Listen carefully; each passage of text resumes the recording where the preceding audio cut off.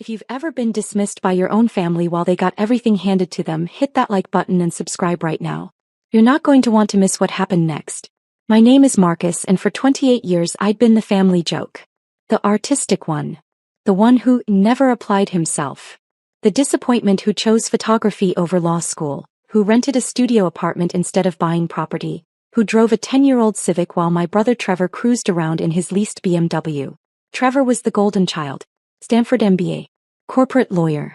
Married to Amanda, a pediatric surgeon. They lived in a 4,200 square foot house in Tarrytown that Mom never shut up about. Meanwhile, I lived in a 600 square foot studio in East Austin that Mom described as Marcus's little artist phase that's lasted a decade. The family dynamics crystallized at every holiday dinner. Trevor would talk about his cases, his billable hours, his country club membership. Amanda would discuss her surgeries, her hospital politics, her charity galas. Me. I'd mention a photography project and Mom would pat my hand like I was a child showing her a crayon drawing. "That's nice, dear," she'd say, then immediately turn to Trevor. "Tell us more about the Henderson merger." Dad was more subtle, but the disappointment radiated from him like heat from asphalt in July. He'd been a real estate developer his entire life. Built a small empire in Austin from nothing. 8 rental properties generating steady income, a development company that had shaped 3 neighborhoods. He'd wanted both sons in the business. Trevor went into law to handle the legal side. I went to art school. Photography, Dad had said when I told him, his voice flat. "You're choosing photography." "It's what I love, Dad." "Love doesn't pay mortgages, Marcus." That was 15 years ago. The disappointment had only calcified since then. But here's what they didn't know, what none of them knew. Grandpa John had seen something in me they couldn't. Before he died in 2019, he'd pulled me aside at his 90th birthday party. "You've got your grandmother's eye," he'd said, his weathered hand gripping mine. "She saw beauty in things other people overlooked. Made a fortune in antiques because of it. You've got that same gift." "Thanks, Grandpa. I'm not just blowing smoke, boy. I see what you're building. That website of yours, those corporate clients. You're doing it quiet, doing it right. Not like Trevor, announcing every damn win like he's curing cancer." 2 weeks later, Grandpa John called me to his lawyer's office. What he did there changed everything, but I told no one. Not a single soul. "This stays between us," Grandpa had said, his blue eyes sharp despite his age. "I want to see who actually loves you and who just tolerates you. Understand?" I understood. While my family saw a struggling artist, I'd built something else entirely. It started with wedding photography. The basic stuff everyone assumes is your whole business. 50 weddings a year at $3,000 each. Decent money, but nothing impressive to people like my father. But wedding photography was just the storefront. The real business was corporate and commercial work. Fortune 500 companies paying $15,000 to $45,000 per shoot. Architectural firms needing $30,000 campaigns for their luxury developments. Tech companies in the domain paying $60,000 for their website and marketing materials. By 2020, Marcus Chin Photography LLC was grossing $2.1 million annually. By 2023, $3.8 million. I had a team of 12 photographers working under me, a studio manager, 2 digital editors, and a business manager handling the corporate accounts. But I kept my studio apartment, kept my old Civic, kept showing up to family dinners in jeans and t-shirts while Trevor wore his tailored suits. I let them think what they wanted to think. Because Grandpa John was right. I needed to see who they really were. The answer became crystal clear when Dad got his cancer diagnosis in January. Stage 4 pancreatic. 6 months, maybe 8 if the treatment worked. It didn't work. Trevor immediately started positioning himself as the grieving son, the responsible one who'd handle everything. He took over Dad's medical decisions, his business operations, his financial affairs. Mom praised him constantly for stepping up. "Thank God we have Trevor," she'd say, dabbing her eyes. "I don't know what we'd do without someone competent in charge." I visited Dad 3 times a week. Sat with him for hours. Held his hand when the pain got bad. Listened to his stories about building his first fourplex in 1987. Showed him photos from my recent shoots. A semiconductor plant in Round Rock, the new Tesla facility, downtown high-rises at golden hour. "These are good, Marcus," he'd said once, studying my iPad with the focus he usually reserved for blueprints. "Really good. You've got an eye for lines and light." "Thanks, Dad. I'm sorry I never really understood what you were doing." "It's okay." "No, it's not." His hand trembled slightly. I saw failure because I was looking for it. That's on me, not you. We never got to finish that conversation. Trevor burst in, talking loudly about estate planning, about how he'd been meeting with lawyers, about how we needed to protect Dad's legacy. Dad died on a Tuesday in August. The funeral was massive. Everyone from the Austin real estate community showed up. Trevor gave a eulogy about carrying on Dad's vision. Amanda stood beside him in perfect widow-adjacent black. Mom sobbed loudly in the front row. I sat in the back and said nothing. The inheritance meeting was scheduled for September 15th, exactly 3 weeks after the funeral. Mom wanted it at the house, the big Westlake property Dad had built in 1995. Trevor insisted on having Dad's lawyer present, plus an estate accountant. I showed up in jeans and a button-down shirt. Trevor wore a charcoal suit that probably cost $2,000. Amanda sat beside him in a cream-colored dress, her hand possessively on Trevor's arm. Mom sat at the head of the dining table, Dad's empty chair beside her like a ghost. The lawyer, Richard Morrison, sat across from me with a leather portfolio. The accountant, a thin woman named Patricia, had a laptop open and 3 inches of printouts beside her. Thank you all for coming, Richard began, his voice professionally somber. We're here to execute Thomas Chen's last will and testament, dated March 18, 2024. Trevor leaned forward, his fingers steepled. The position of a man who already knows he's won. Richard opened the portfolio. Thomas's estate consists primarily of his 8 rental properties in Austin, with a combined assessed value of approximately $4.2 million. There's also a business account with $175,000, and a personal savings account with $83,000. The properties are the key asset, Trevor interjected smoothly. I've already been managing them for the past 6 months, handling the tenant issues, the maintenance, the finances. Dad and I discussed transition planning extensively. I'm sure he appreciated that, Richard said carefully. He wanted continuity, Trevor continued. Someone who understands real estate, who has the legal background to handle the complexities. Someone who won't let the properties deteriorate or the business fall apart. His eyes flicked to me. The implication was nuclear obvious. Amanda squeezed his arm supportively. Mom nodded slowly, tears forming again. Shall we proceed with the reading? Richard asked. Please, Mom whispered. Richard cleared his throat and began reading. Dad's will was straightforward. Personal effects to Mom, some cash gifts to various charities, and then the main clause. I leave my 8 rental properties and associated business operations to my son Trevor Daniel Chin, trusting in his judgment and capability to maintain and grow this legacy that I spent my life building. The words hung in the air like smoke.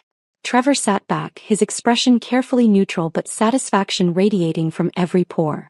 I'll honor that trust, Mom. I promise. I know you will, sweetheart.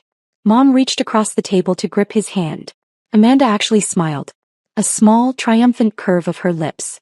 Patricia, the accountant, shifted uncomfortably, her eyes on her laptop screen. Richard looked at me. Marcus, your father left you his photography equipment and his collection of vintage cameras. He noted that you'd appreciate them more than a monetary gift.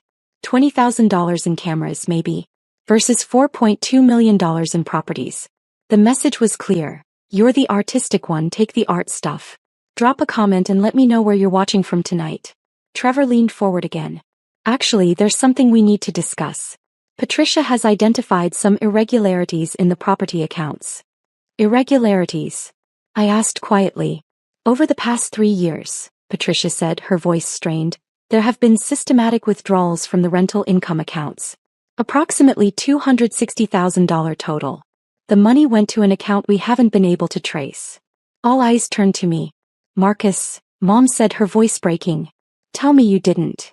Didn't what? Steal from your father, Trevor said flatly. While he was sick.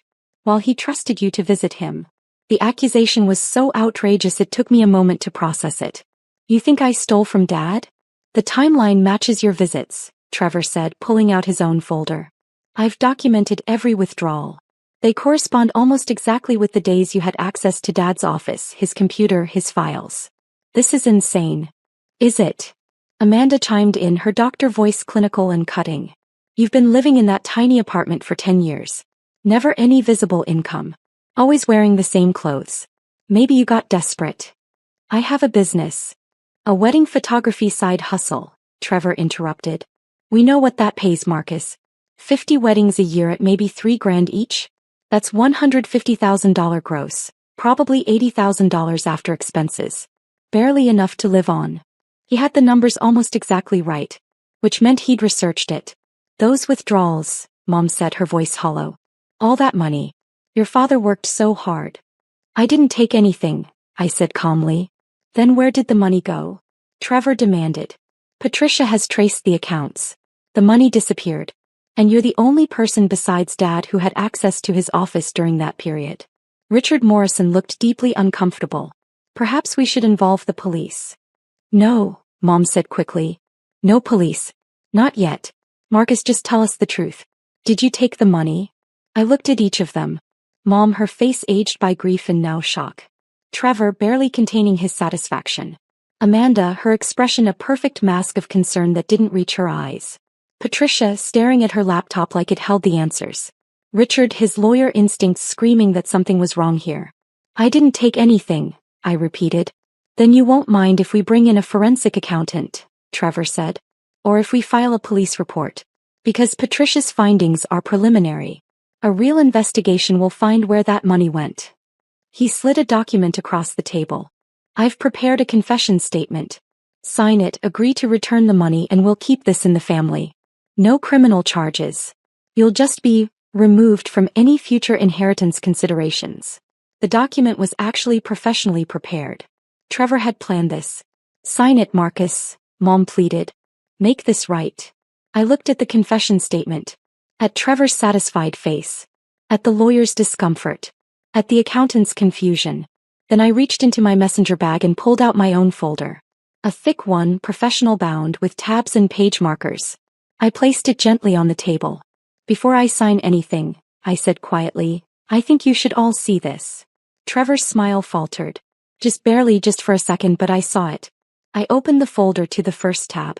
These are the trust documents that Grandpa John executed on April 12, 2019. 5 months before he died. I slid the first page to Richard. His eyes widened as he read. Grandpa John transferred all 8 rental properties to me in 2019, I said calmly. The deeds were filed with Travis County that same month. Public record. You can verify it right now. The silence was absolute.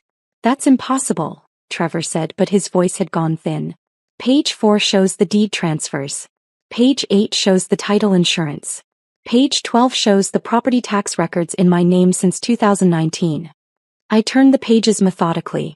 The properties have been mine for 5 years. I've been paying the taxes, carrying the insurance, handling the actual management. But Dad's will, Mom stammered. Dad's will left Trevor properties that Dad didn't own anymore, I said. He couldn't leave Trevor what was already mine. Richard was speed reading the documents, his face going pale. These appear to be legitimate. The recording numbers, the notary seals, the title company stamps. Call Travis County Records, I said. Recording numbers are right there. This will take you 5 minutes to verify. Patricia was already typing on her laptop, her fingers flying. Oh my God, she breathed. He's right. The properties are recorded in Marcus Chen's name as of April 2019. All 8 of them. Trevor's face had drained of color. Why would Grandpa do that? Because he wanted to see who actually cared about me, I said simply. He told me to keep it quiet. To see how you all treated me when you thought I had nothing. I turned to the second tab. Now, about that missing $260,000. Trevor's hands gripped the table edge. Those weren't withdrawals, I said. Those were rental payments being deposited into the correct account. Mine. Because I own the properties. Patricia, you were looking at Dad's old business account, wondering where the money went. It went to the property owner. Me. I slid another document across. These are my business bank statements for Marcus Chin Property Management LLC. Every deposit matches the dates Patricia flagged. Because tenants were paying rent to the actual owner. Patricia stared at her screen, then at my documents, then back at her screen. The amounts match exactly, she whispered. So when you accused me of theft, I said, looking directly at Trevor, you were actually describing yourself. You've been trying to claim properties you don't own. That's fraud. I didn't know, Trevor started. You didn't know because you never asked. You assumed. You saw what you wanted to see, a failure of a brother you could blame for your scheme. I turned to the third tab and my voice got colder. But here's the interesting part. Patricia, you said you found irregularities. Did you find the other irregularities? She looked confused. Other. The withdrawals from the property's maintenance reserve accounts. The ones that went to an LLC registered to Amanda Chin. Amanda's face went white. Between 2022 and 2024, someone systematically drained $127,000 from the property maintenance reserves. I noticed it 6 months ago because I actually review my property accounts monthly. I hired a forensic accountant, a real one, and they traced every penny. I placed another document on the table. The money went to Luxury Medical Consulting LLC, registered to Amanda. Except there's no consulting business. It's just a shell company. That's not, Amanda started, but her voice cracked. I have the bank records, the wire transfer authorizations. And they're all signed with a digital signature, using Dad's login credentials. I looked at Trevor. The ones you had access to as his power of attorney. The silence was crushing now. Hit that subscribe button if you've ever had to set boundaries with toxic family, because what happened next was nuclear. Richard Morrison had gone from uncomfortable to horrified. This is attorney fraud, identity theft, embezzlement. It's also why I installed security cameras in Dad's office 8 months ago, I said. When I noticed the first suspicious withdrawal. I have footage of Trevor accessing Dad's computer after hours, using Dad's password, initiating wire transfers. Trevor stood up abruptly, his chair scraping back. This is bullshit. You're making this up. Sit down, Mr. Chin, a new voice said from the doorway. We all turned. 2 people stood there. A man in his 50s wearing a suit and a woman in her 40s with a badge clipped to her belt. I'm Special Agent Victoria Hart with the FBI's Financial Crimes Unit, the woman said. This is Assistant District Attorney James Chin, no relation. We've been investigating financial elder abuse allegations involving Thomas Chen's estate. FBI. Mom whispered. Marcus contacted us 3 weeks ago, Agent Hart said, walking into the room. He provided documentation of systematic financial exploitation of his elderly father, including identity theft, wire fraud, and embezzlement. She looked at Trevor and Amanda. We've spent the past 3 weeks verifying his evidence. Every document checks out. Every bank record confirms the allegations. Trevor's face had gone from pale to gray. Amanda was shaking visibly. Trevor Daniel Chin and Amanda Rachel Chin, Agent Hart continued. You're both under arrest for conspiracy to commit wire fraud, identity theft, and exploitation of an elderly person. These are federal charges. Wait, Trevor said, but 2 more agents I hadn't seen entered the room with handcuffs. You have the right to remain silent, one of them began. The next 5 minutes were chaos. Trevor shouting about lawyers, about mistakes, about how I'd set him up. Amanda crying, her perfect composure shattered, mascara streaming down her face. Mom sitting frozen in shock, unable to process what was happening. Richard Morrison looked like he'd aged 10 years in 10 minutes. Patricia was quietly closing her laptop, her face carefully neutral. The agents led Trevor and Amanda out in handcuffs. Trevor's last look at me was pure hatred mixed with disbelief. Agent Hart remained behind. Mr. Chin, Marcus, we'll need you to come downtown tomorrow to sign your formal statement. But I wanted to thank you personally. Financial elder abuse cases are incredibly difficult to prosecute. Your documentation made this possible. My grandfather taught me, I said. Paper beats promises every single time. After the agents left, the dining room felt like a tomb. Mom sat staring at her hands. Richard was gathering his papers with shaking fingers. Patricia had already slipped out. You set him up, Mom said finally, her voice hollow. Your own brother. No, I said quietly. Trevor set himself up. I just documented it. You could have told us. Told us about the properties, about what Grandpa did. Would you have believed me? I asked. Before today, if I told you I owned 8 properties worth $4.2 million, would you have believed me? Or would you have laughed? She didn't answer. He didn't have to. Grandpa John wanted me to see who you all really were, I said. He wanted me to know if you loved me or just tolerated me. Now I know. Marcus. I listened to you praise Trevor for years. The golden child. The responsible one. I watched you dismiss everything I did as a phase or a hobby. I sat through dinners where my accomplishments were footnotes and his were headline news. We didn't mean. Yes, you did. I stood up, gathering my folder. You meant every word. Every dismissive comment. Every disappointed look. You believed I was nothing because that's what you wanted to believe. What happens now? She asked, her voice small. Now. I picked up my bag. Now Trevor and Amanda are facing federal charges. The prosecutor thinks they'll get 3 to 7 years each. Their assets will be seized to pay restitution. Their reputations are destroyed. And us. That's up to you, Mom. I own 8 rental properties worth $4.2 million. I own a photography business that grosses $3.8 million annually. I have a real estate portfolio worth another $1.7 million that I've been building since 2019. I'm doing fine. Her eyes widened. You're worth about $9 million, give or take. I shrugged. Could be more. I stopped counting. Why didn't you tell us? Because Grandpa John was right. I needed to see who loved me and who just tolerated me. I needed to know if you'd value me without money. I moved toward the door. How I know. Marcus, please. I'm not cutting you off, Mom.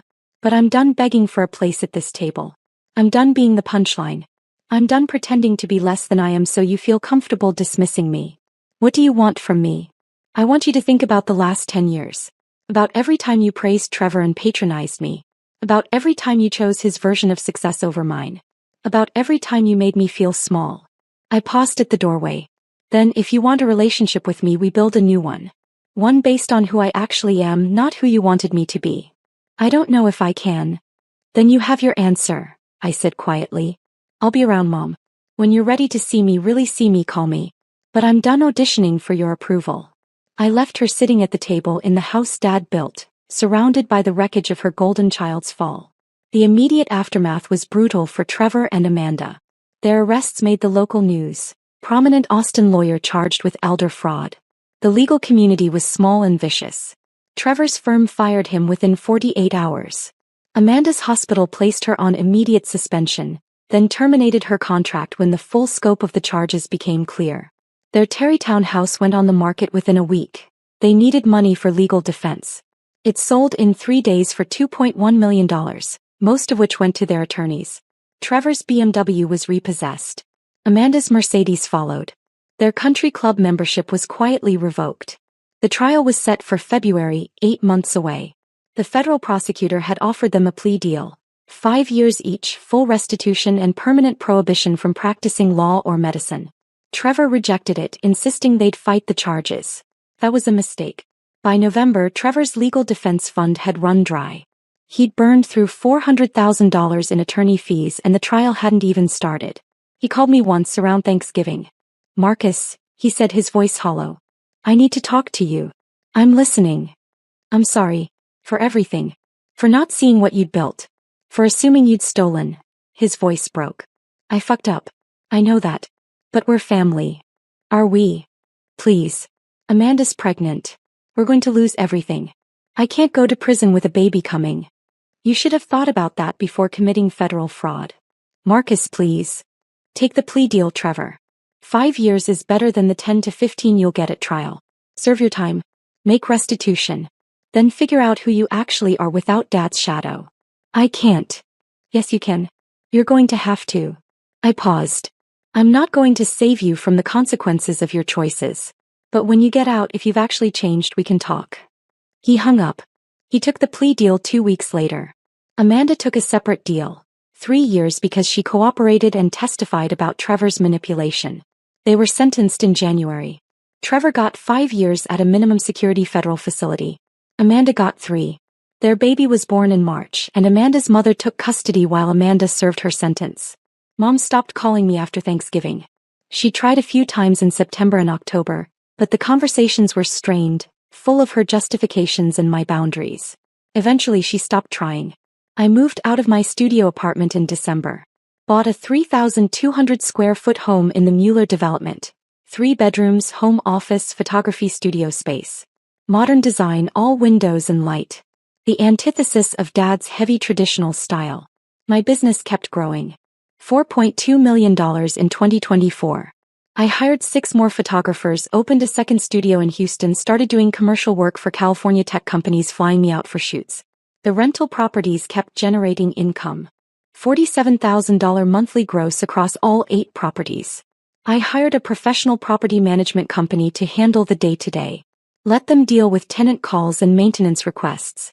I just reviewed the monthly reports and approved major expenditures.